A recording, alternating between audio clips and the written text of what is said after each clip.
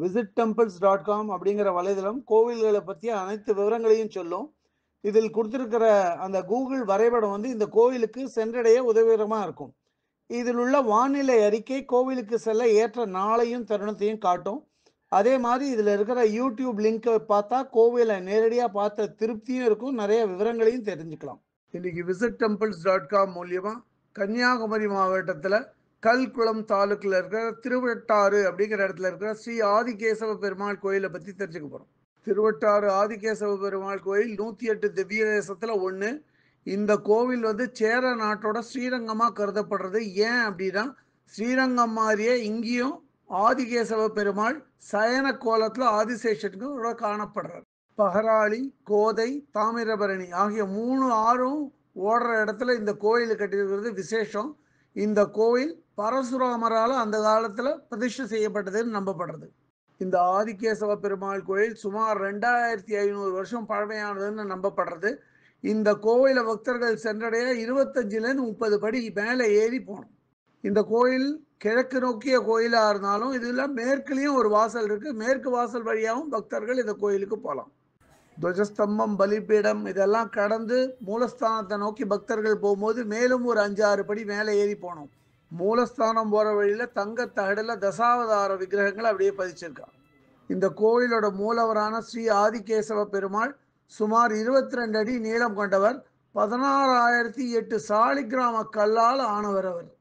இவர் இங்கே சயன கோலத்தில் 5 தலை ஆதிசேஷனோட இருக்கார். இங்கே ஆதிகேசவ பெருமாள் பெருசாக, அதாவது பெரிய பெருமாளாக இருக்கிறதுனால அவரை வந்து ஒரு நுழைவாயில் வழியாக போய் சேவிக்க முடியாது. இவரை பார்க்கறதுக்கு 3 நுழைவாயில் கொடுத்துருக்கா. ஒரு நுழைவாயில் வழியாக திருமுகத்தையும், மற்றது மூலியமாக திருக்கரத்தையும், 3வது நுழைவாயில் மூலியமாக திருப்பாதத்தையும் நம்ம பார்க்கலாம். இது மாதிரி 3 நுழைவாயில் வழியாக மூலவரை பார்க்குற வசதி எந்த கோயிலையும் கிடையாது. அது இங்கே ஒரு தனி விசேஷம். இந்த கோவிலில் மொத்தம் 224 கல் தூண்கள் இருக்குது. ஒவ்வொரு தூண்லையும் ஒவ்வொரு பெருமாள் விக்கிரகங்களை வச்சு பதிச்சிருக்கா. பார்க்க அவ்வளோ கண்கொள்ளா காட்சியாக இருக்குது.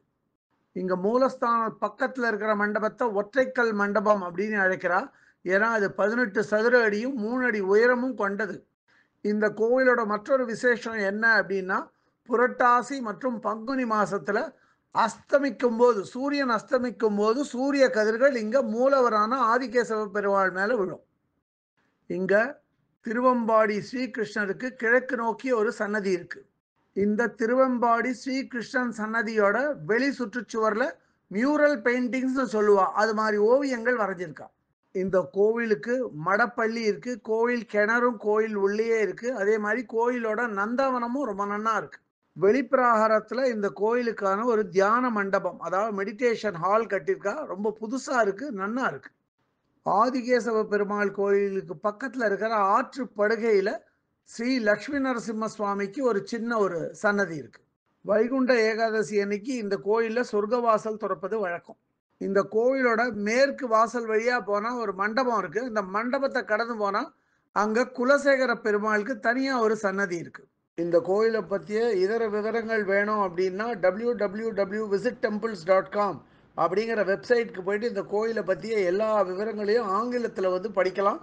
இல்லை பிற பாஷைகளில் வேணும்னா அதிலேயே மொழிபெயர்க்கிற வசதியும் இருக்குது. அப்படியே மொழிபெயர்த்து அவாவா பாஷைக்கு தகுந்த மாதிரி படிச்சுக்கலாம். அதை இதுவரை இந்த காணொலியை கண்டும் கேட்டும் மகிழ்ந்த பக்தர்களுக்கு visittemples.com சார்பாக ராகவாச்சாரியின் நன்றிகள்.